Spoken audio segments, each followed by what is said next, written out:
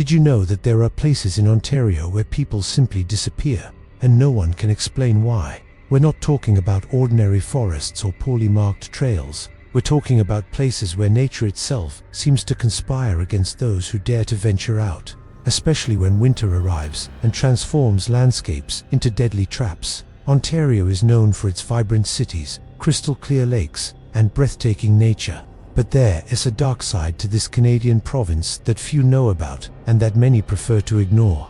During the coldest months of the year, some of these places become true portals to the unknown, villages hastily abandoned, frozen lakes that hide sinister secrets beneath their surface, and forests where even animals seem to avoid venturing.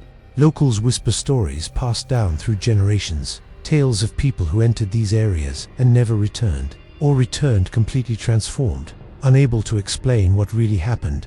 Have you ever experienced something like that? That feeling that something isn't right, even without being able to pinpoint exactly what you're about to discover might surprise you, because it's not just urban legends or stories made up around a campfire.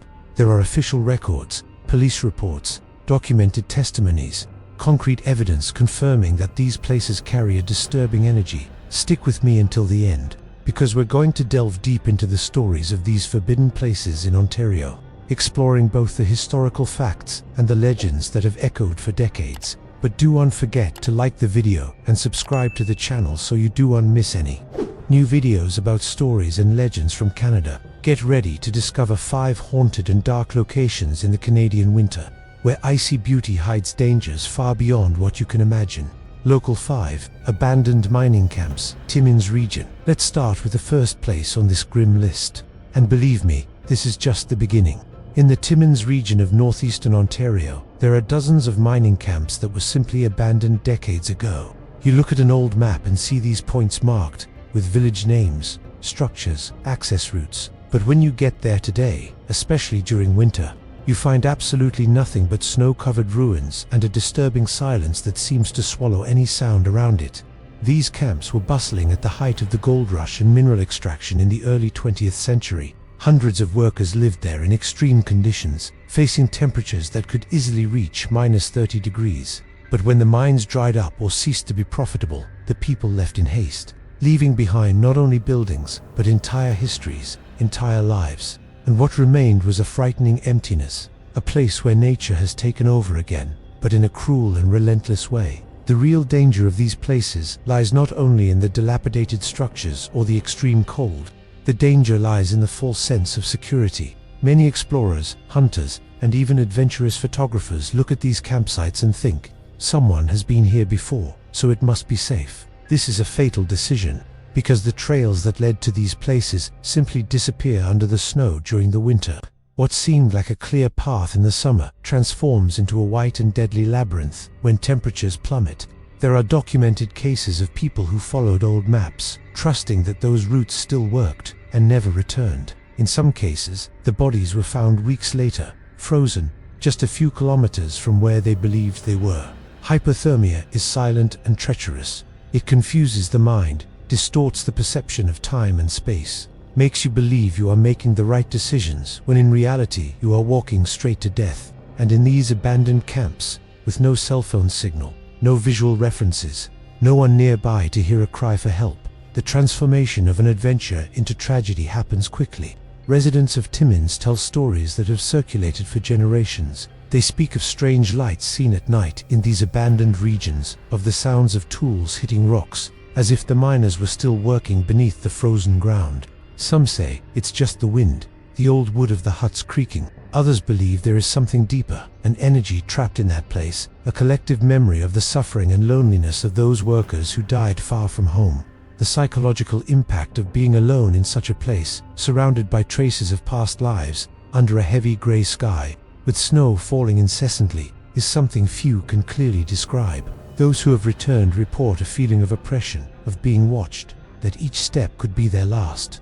And the most frightening thing, many of these explorers were experienced, knew the region well, knew how to protect themselves from the cold. But even so, something went wrong. Something made them lose control of the situation. And that is the hidden truth of these camps. They do not forgive mistakes, however small.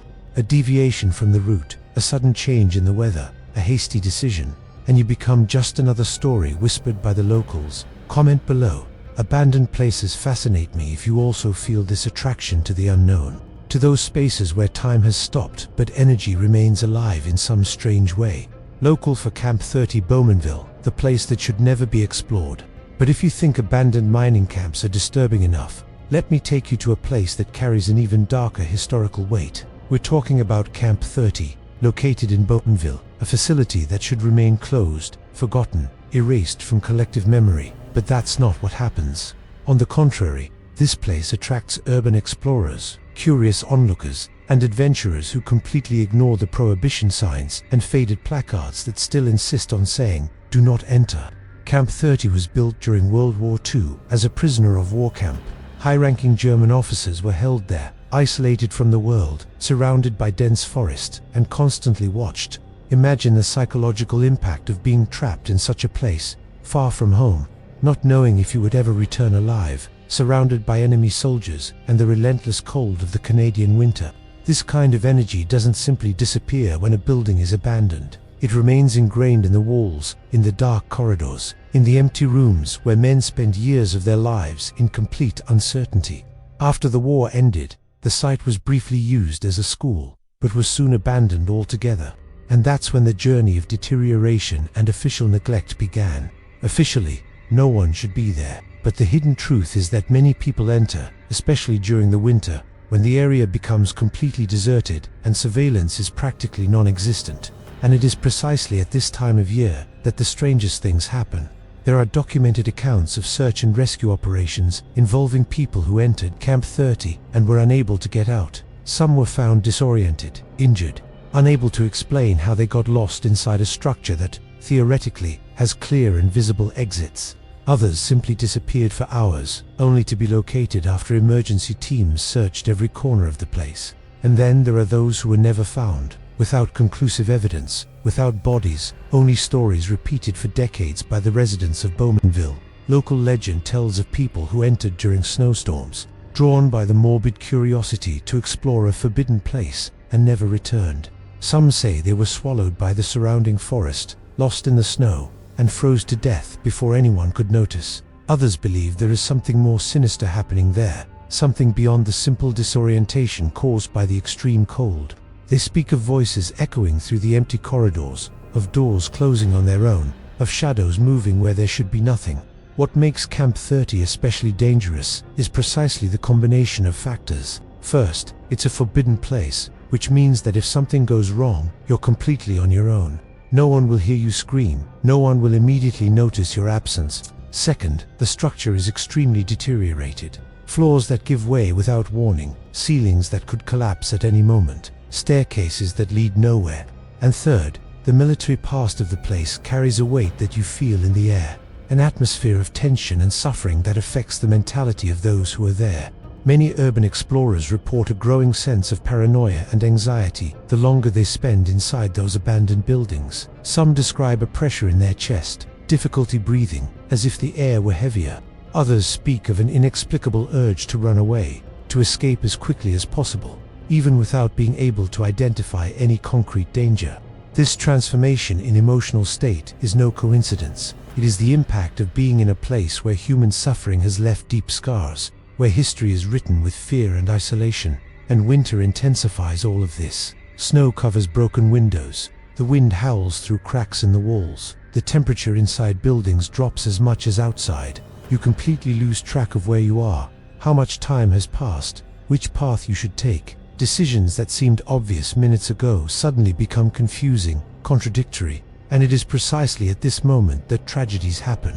Comment below. There's a reason why places are off limits. If you agree that some spaces simply shouldn't be explored, no matter how curious you are. And before continuing this journey through Ontario's most terrifying places, I need to extend an invitation to you. If you've made it this far, it's because this type of content sparks something in you. Whether it's curiosity, fascination with the unknown, or even that spine-chilling feeling that only true stories can provoke. And do you know what makes all the difference in allowing me to continue bringing you these investigations, these deep and well-researched stories? Your participation here.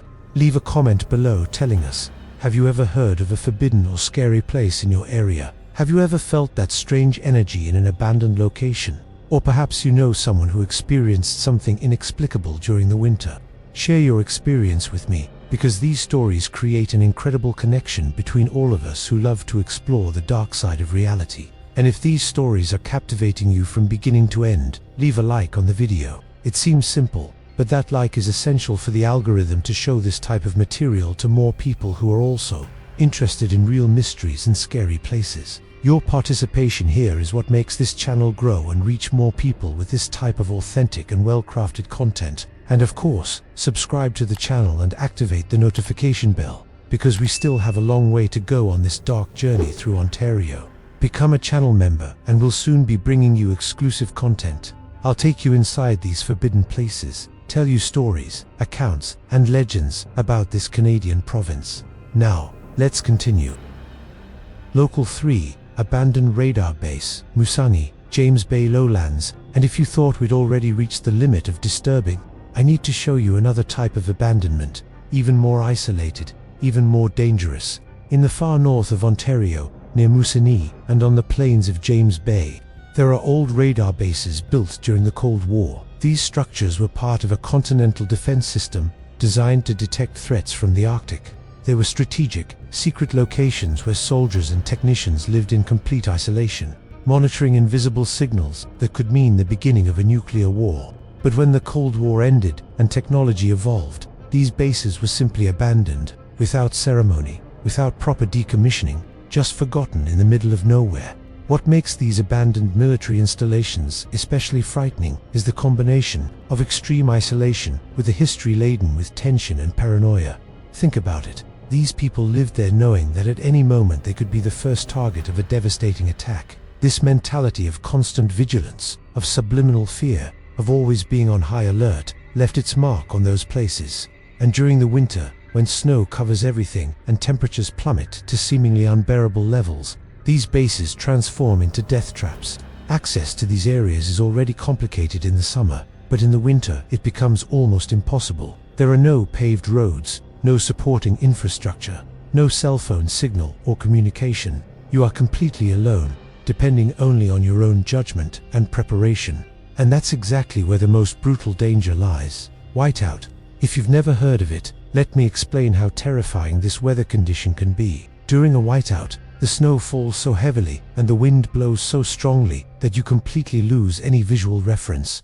The sky merges with the ground. You can't see your own hands a few centimeters from your face. You no longer know which direction you are walking or if you are even moving. There are reports of maintenance teams that were sent to these abandoned bases and disappeared during whiteouts. Some were rescued hours later, completely disoriented, with severe symptoms of hypothermia, unable to properly explain what happened. Others were found only days later. They simply vanished into the vast, white, and icy expanse of that hostile territory. And the most frightening thing is that many of these professionals were trained, experienced, knew the risks, and had the proper equipment. But even so, it wasn't enough. The local indigenous communities, who have lived in that region for generations, tell ancient stories about these areas. They speak of trails that simply disappear, of paths that seem to shift during snowstorms, of voices calling their name in the wind. These revelations are not treated as superstition by those who live there. They are serious warnings, passed down from generation to generation, about places that should be avoided, especially during winter. They call some of these regions forbidden zones, not for legal reasons, but for survival. The psychological impact of being lost in a blackout goes beyond ordinary fear. It's a complete transformation of your perception of reality. You lose all sense of time, space, and direction. Your brain tries to create patterns where none exist. You start seeing things that aren't there, hearing sounds that don't make sense. Hypothermia begins to affect your judgment, and your decisions become increasingly erratic. You might be just a few meters from shelter and simply not realize it, because everything around you is just a white, infinite void. And these abandoned radar stations, with their rusty metal structures emerging from the snow like skeletons of a forgotten past, add an extra layer of unease. You see them in the distance. You think they might be a landmark, a place to take shelter, but when you finally get there, you realize it's as cold inside as it is outside, that there's no real protection, just empty walls and dark corridors that echo your own footsteps. And then that terrible feeling hits you that you made the wrong decision, that you should have taken another path, but now it's too late to turn back. The behind-the-scenes story reveals something disturbing. Several of these rescue operations were kept discreet by the authorities. There was no interest in drawing attention to the fact that people were disappearing in these regions. After all, officially, no one should be there.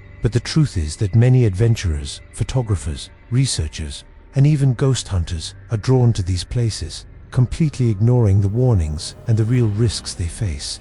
Write this down. Whiteout is real. If you understand how deadly this condition can be and why these areas are avoided even by those who know the region well. Local to Cobalt Ghost Town. The town that winter swallowed. What I am about to tell you goes beyond forgotten military bases or camps lost in the middle of nowhere. There's an entire town in Ontario that was literally swallowed by time and winter. We're talking about Cobalt, a town that at the beginning of the 20th century was one of the richest and busiest places in the entire province. Silver and cobalt were discovered there in impressive quantities, and within a few years the population exploded. Thousands of people arrived from all over the world, attracted by the promise of quick riches. Hotels were built, shops opened, families settled. For a brief moment, Cobalt was synonymous with opportunity and prosperity. But as happens with so many places built on the rampant exploitation of natural resources, the economic collapse came quickly and brutally. The mines dried up, the investors left, the companies closed, and the people who had bet everything on that place found themselves with no choice but to leave as well. In a matter of a few years, Cobalt went from a vibrant city to a shadow of its former self. Although Cobalt still officially exists, large parts of the historic city and surrounding mining areas have been abandoned. But what makes this place truly terrifying is not just the physical abandonment, it's what winter does to it. When the snow starts to fall in Cobalt, the city is completely transformed. The old structures, already weakened by time, become even more dangerous. Roofs that could collapse at any moment under the weight of the accumulated snow, floors that give way without warning, broken windows through which the icy wind enters, turning each room into a freezer.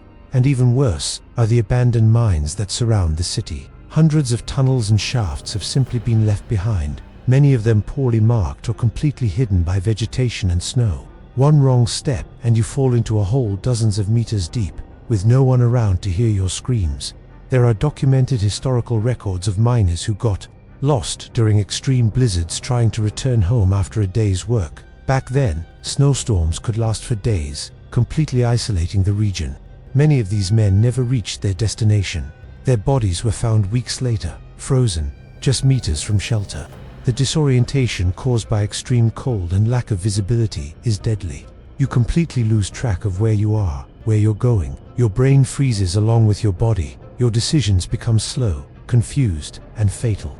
And the local accounts go beyond the official records. Residents of nearby towns tell stories passed down through generations about travelers who tried to cross Cobalt during the winter and simply disappeared. Some speak of strange lights seen at night among the abandoned buildings, of the sounds of tools echoing from the empty mines, of voices calling for help where there shouldn't be anyone. It may seem like folklore, but when you're there, alone, surrounded by decades of history and human suffering, these accounts take on a different weight. You begin to question what is real and what is just your mind trying to make sense of the inexplicable.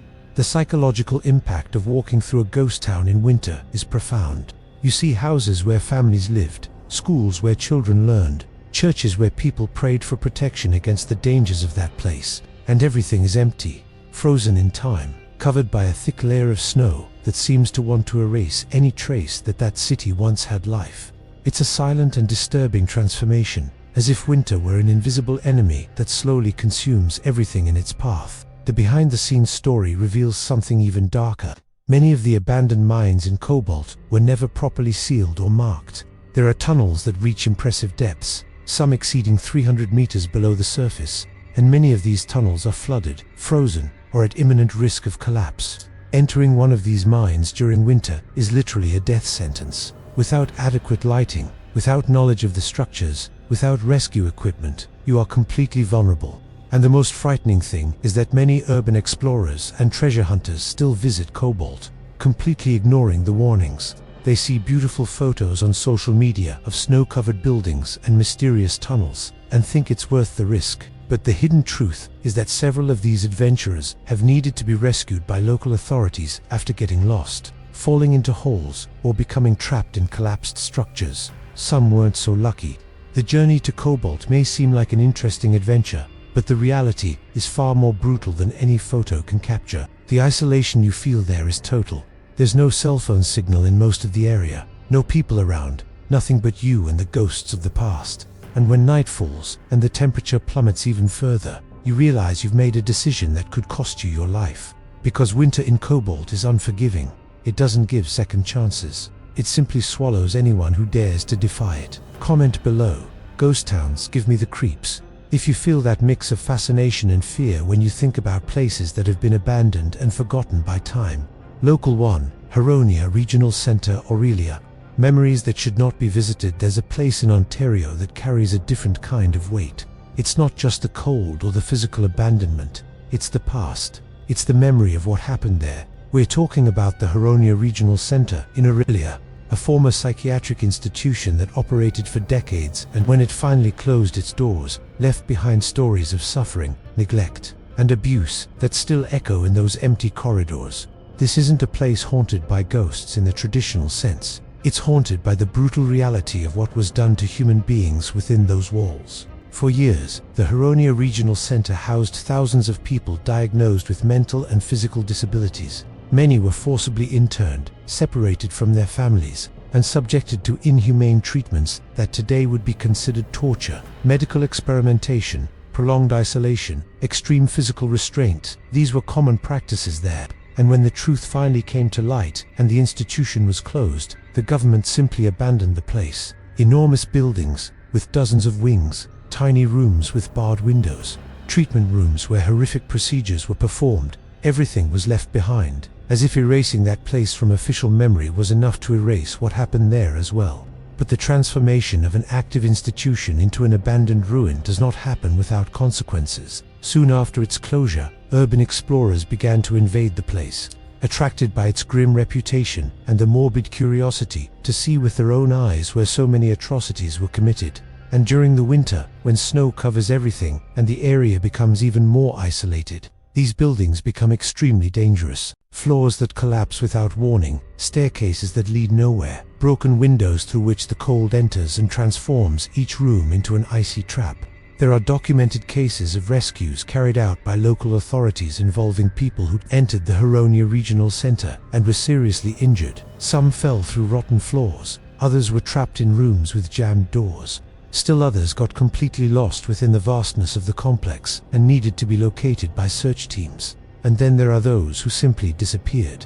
Not for days, but for hours, long enough for the police to be called and search operations to begin. The psychological impact of being lost there, especially during a snowstorm, is something none of these explorers were prepared to face. The legends about people who disappeared in Huronia don't appear out of nowhere. They arise from the combination of the absurd expanse of the land, the total abandonment of the area, and the oppressive silence that takes over everything during winter. When you are there, surrounded by those decaying buildings, knowing what happened to thousands of people within those very rooms where you were standing, your mindset changes. You begin to hear things, to see shadows where there shouldn't be anything, to feel a presence that you can't rationally explain. The behind-the-scenes story reveals something disturbing about how we deal with our own past. The government knew that place represented a dark stain on Ontario's history. They knew that publicly exposing the extent of the abuses committed there would be politically disastrous, so the solution was simply to close it, seal it off, and forget about it. But you can't really forget a place like that. The energy remains, the collective memory of the suffering remains, and anyone who enters there feels it immediately, even without knowing the historical details. Residents of Aurelia avoid speaking openly about Huronia. It's a sensitive, painful subject.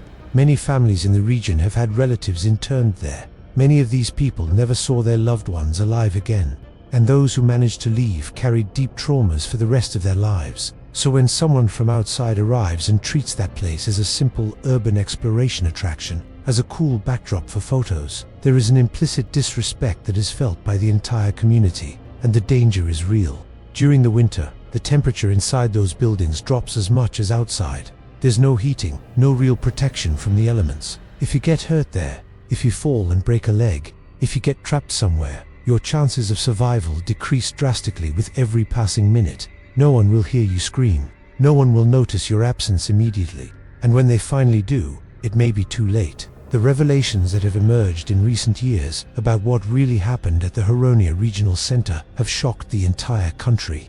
Lawsuits have been filed by survivors, compensation has been paid, and official apologies have been issued. But none of that changes the fact that the place remains there, abandoned, slowly decaying, like an open wound in the Ontario landscape. A wound that winter covers with snow, but never truly manages to heal. And the hidden truth is that many of these explorers who go there seeking thrills leave transformed in ways they didn't expect. Not because of ghosts or paranormal phenomena, but because of the emotional weight that place carries. It's impossible to walk through those corridors without thinking about the people who suffered there, without imagining the screams that no one heard, without feeling the injustice of everything that happened. And that's a mental journey that many are not prepared to take. Write this down. Some places hold pain if you understand that certain spaces carry such a heavy history that visiting them becomes a disturbing experience in every sense. Look, after everything we've seen here, it's understandable why these places in Ontario have this reputation for being forbidden, dangerous, and frightening. And the truth is that the biggest villain in these stories isn't a ghost. It isn't a supernatural entity. It isn't an ancient curse. The real danger is much more tangible, much more relentless. It's winter. It's the cold that doesn't forgive any mistake, any hasty decision, any moment of hesitation. It's the neglect that transforms structures into deadly traps. It's human curiosity that leads us to places where we shouldn't be, simply because someone said we can't go. Many of these disappearances that circulate as legends began exactly like this, with a simple decision to go where you should with the idea that I'll just take a quick look and come back, with the confidence that nothing will happen to me. But the Canadian winter doesn't care about your confidence. It doesn't distinguish between the experienced explorer and the inexperienced adventurer. It simply acts, silently and brutally. And when you realize you made the wrong decision, it's often too late. And that's why these stories need to be told. Not to scare for the sake of scaring, but to remind us that there are limits that must be respected. That some places were abandoned for a reason.